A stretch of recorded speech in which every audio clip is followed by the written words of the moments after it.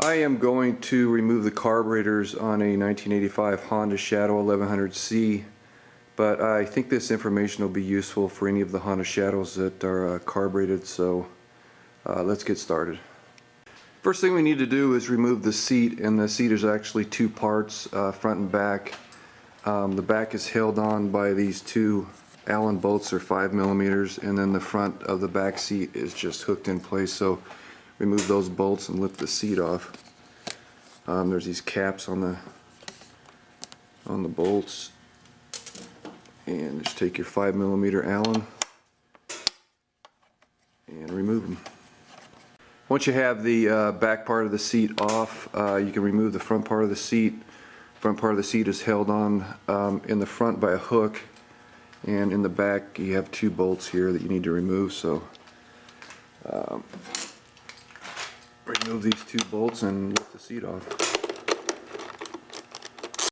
Now that I've got the seat off, I'm ready to work on the gas tank, get that ready to remove.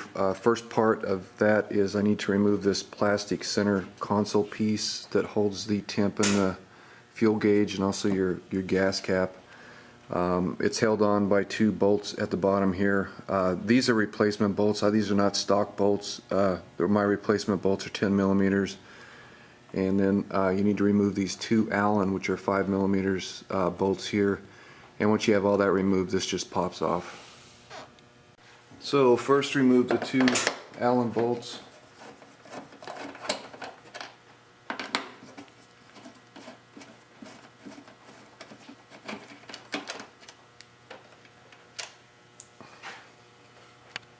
And then the two bolts at the bottom. And with the bolts removed, you can just pop this up. I was incorrect. This part isn't part of the gas tank, but it still needs to come off. And then you got these two electrical connectors for the gauges, and you pop those off.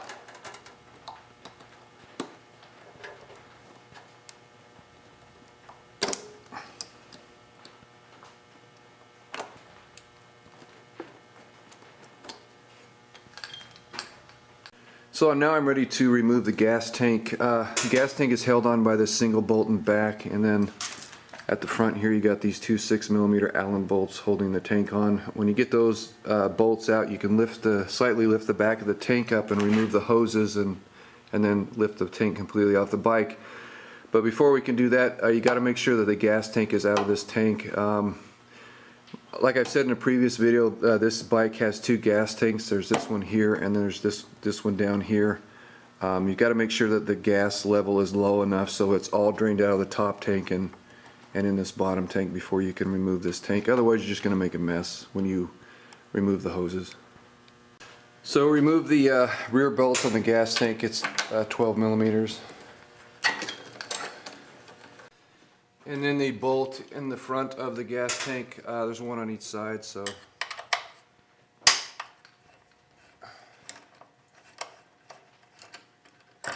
and don't forget the other one on the other side. Now with all the bolts removed, you can lift up on the back of the gas tank. I've got a socket here supporting it, and there's a big hose here. This is your fuel hose where the gas runs from this tank to the lower tank, and you got these breather hoses. You can just don't have to worry about gas spilling out of them, just pull them off. And there's a clamp here. I don't think this is stock. Somebody must have replaced this sometime during the life of this bike, but these need to come off before you can lift the tank off. And with the hoses disconnected, I'm ready to lift the gas tank off the bike. With the fuel tank off, the next thing that comes off is this air filter housing. There's a clamp here holding these wires down. Just unclamp it and move the wires out of the way. The air filter housing is held on by 3 bolts, 2 in the back here, and there's one up front here. Let me turn this light on. There's a hose here that needs to come off. It's real easy, just push it off. And see if you can see this. There's a clamp holding the air filter housing onto each carburetor, and you can see my screwdriver in there. I'm touching the screw that tightens down the clamp. You need to loosen each one of those up. There's one on each side, one for each carburetor, and you need to get those loosened up, and then you can just lift this off the bike. I'm going to loosen all these up and take the bolts off camera because this video is getting too long. Now with all those things loosened and the bolts removed, you can pull the air filter housing off. I think there's one other hose in here I forgot to mention, but you can get that once you have it off. It's right, I don't know, can you see that? It's right in here. Fits right there. And you just pull the housing off.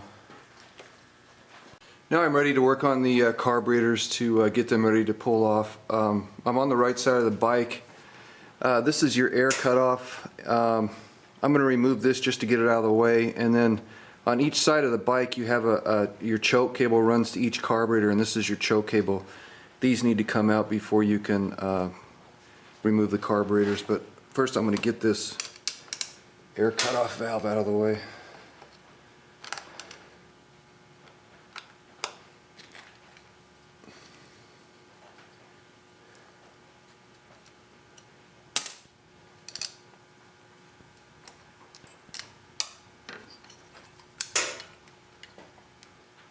And now I'm going to take this choke cable off on this side, on this carburetor. I'm going to use a crow's foot wrench, but you can also use just a regular wrench to work it off.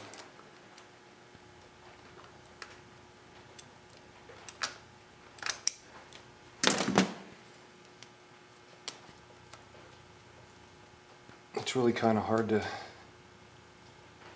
get in there and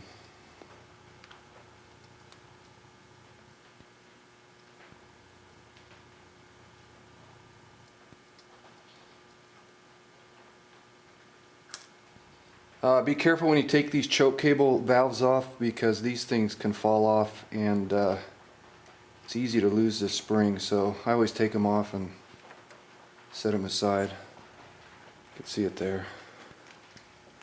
Now I'm on the other side of the bike. What I need to remove this these throttle cables and this bracket here for the cables. So first thing, remove that, 2 Phillips screws.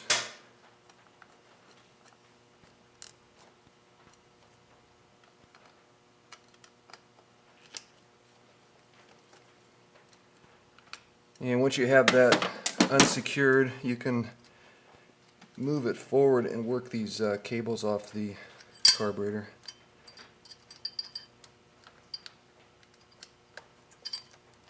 And then just move that out of the way. And next, hopefully you can see that in the camera, there's that other choke cable that needs to come off.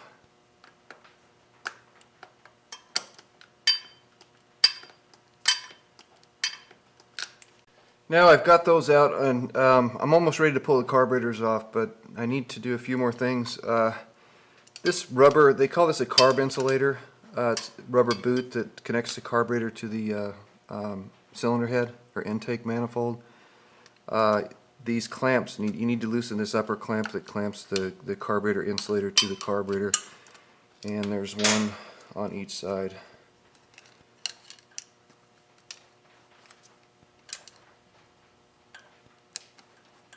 There's one, now I need to get the other one. And here's the other clamp. And that's loose. Now I'm almost ready to pull the carbs off. I just need to do one more thing, and that is remove this, the fuel line. And the fuel line is this, there's a T-fitting right here, that bottom fuel line that attaches to this T-fitting. I need to remove that, and then I'm ready to pull the carbs off. I'm going to do that off camera. Alright, so I'm ready to pull the carburetors off. These carburetors are really difficult to get off because these carb insulator, these rubber boots here, are so old they're as hard as a rock, and that's the reason I'm taking them off, so I can replace them. So I'm not real worried about damaging those boots or insulators.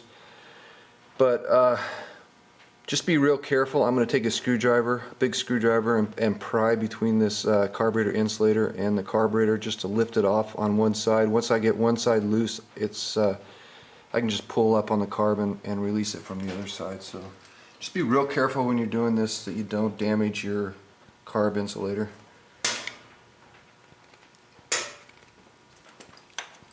I'm also going to lift up from the top. There's one side, and I can pull on the other side, and that's off, and it's disconnected. Once you get to this point, be real careful not to let anything drop into your intake manifold. So it's a good thing. It's a good practice to take a rag and stick it in there so nothing falls in.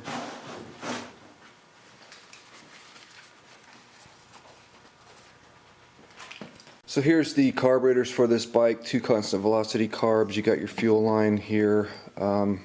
This is your vents, and this is the hose air lines for that auto air shutoff thing, which is right here. And that's all there is to it. Got any questions, leave them in the comment section. I'll do my best to answer them, and thanks for watching.